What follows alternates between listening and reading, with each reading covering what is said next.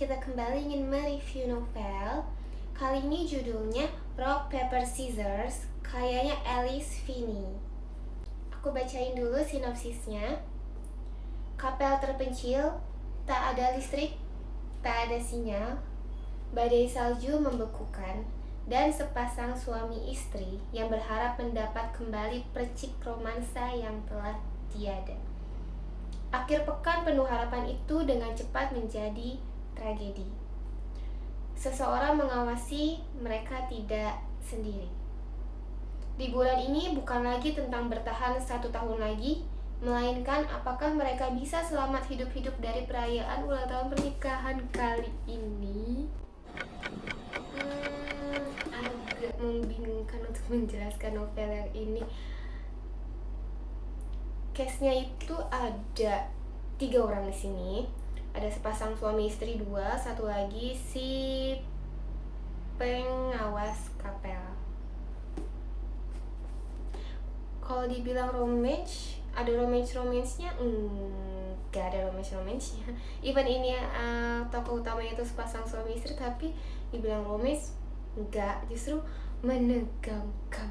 Perasaan aku ketika membaca novel ini itu menegangkan, horor, ada sedikit kecewa, tapi kecewanya bukan karena alurnya jelek, bukan, tapi aku kecewa sama salah satu tokoh di sini.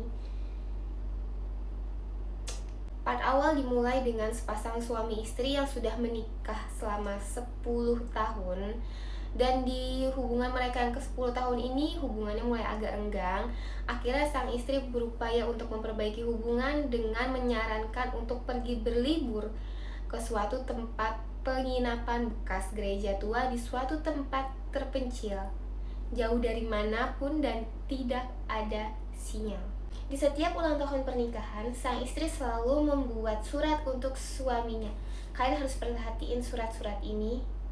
Sebenarnya kadang agak membosankan membaca surat-suratnya, tapi harus diperhatikan karena ini ada plot twistnya. Ada bagian dimana aku agak ngeri baca novel ini. Contohnya itu ada adegan dimana mereka kehilangan anjing mereka dan mereka akhirnya mencari ke suatu bangunan tempat tinggal pengawasnya, dan mereka menemukan ada seorang wanita duduk di tengah-tengah lingkaran lilin. Sama aku itu bacanya merinding banget. Aku bisa merasakan sulitnya mereka keluar dari kapel itu, mulai dari cuaca yang bersalju, nggak cuma bersalju tapi badai salju, jadi mobil mereka itu ketutup full sama salju. Mereka udah berusaha ngebersihin mobil, ternyata ban mereka itu ada yang bocorin. Akhirnya mereka nggak bisa keluar dari situ. Satu-satunya cara untuk keluar dari situ adalah jalan kaki atau kabur, tapi nggak bisa karena lagi badai salju. Jadi nggak ada satupun akses untuk bisa keluar dari gereja tua itu. Novel ini itu banyak plot twistnya. Sampai di halaman terakhir pun ada plot twistnya yang bikin kayak, hah, serius? Tapi ceritanya udah selesai. Kayak aku butuh part 2 dari novel ini, karena aku tuh mau tahu gimana sikap suaminya ketika udah pulang ke rumah. Ini novelnya seru, banyak plot twistnya. Adegan horornya tapi bukan horor hantu ya, horor ya manusia, tapi cukup menegangkan.